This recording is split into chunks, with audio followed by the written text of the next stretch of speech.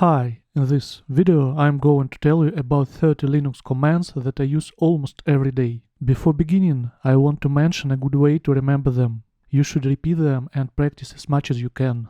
Okay, let's get started. The first command is man.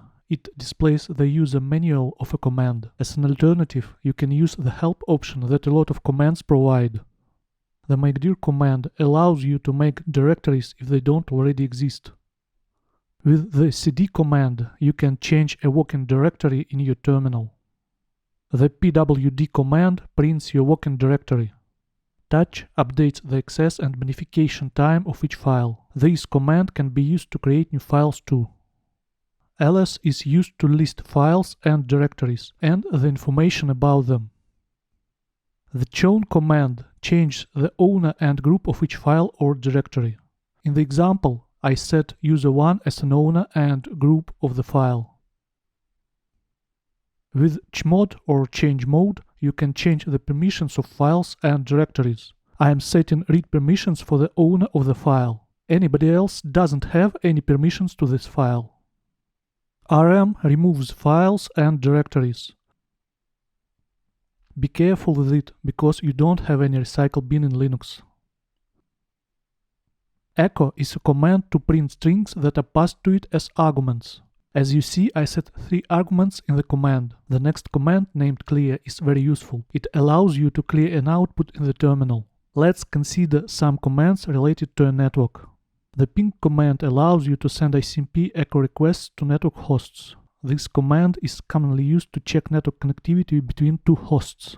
In the example, my host is receiving echo replies from the host 192.168.1.1. The second command in this section is telnet. With it, you can check the open TCP ports of remote hosts. I am checking for an open port 22 on the host 192.168.1.50. As you see, it is opened.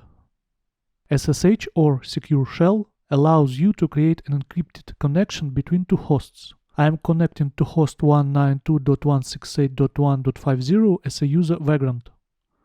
With SCP or secure copy, you can copy files between 2 hosts via a secure connection. I am copying the file named myfile to the host 192.168.1.50.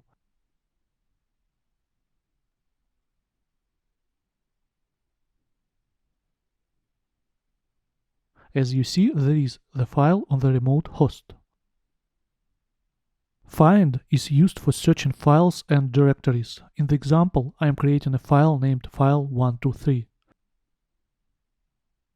After that, I execute the find command to search for the created file.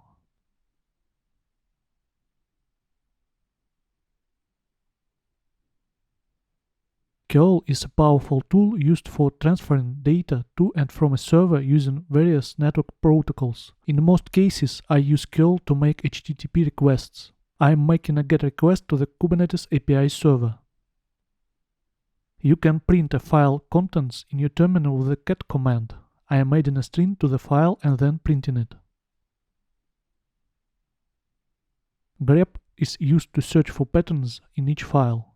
Furthermore, one of the options in the grep command is regular expressions, so for example, you can search for IP addresses, emails, and so on. Less is a program designed to display the contents of a text file. It is very useful to view some logs and so on. The move command allows you to move and rename files and directories. In the example, I am renaming the file. sed is a stream editor. It is a tool to make text transformations on some input stream. Most time I use it to make some changes in the files. I am changing the hi string to hello. awk is a tool used for text processing and data manipulation. For example, awk is very useful when you need to extract a specific column from the table. The next commands are head and tail.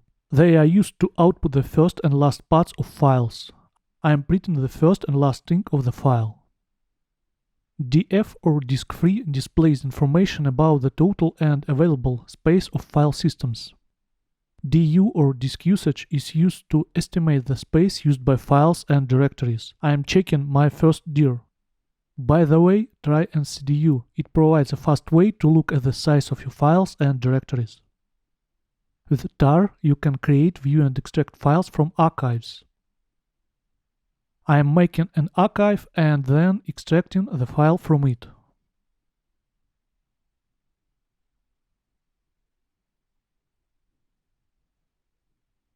The history command displays the list of commands used in the terminal session. The example demonstrates it. ps is a utility used to display information about running processes on the system. The top command does the same in real time. Both of these commands are useful in different cases. ss is a utility to investigate sockets. Most of the time I use it to check open ports in systems. That's it. Thanks for watching. I hope this video was helpful to you. See you in the next video. Bye.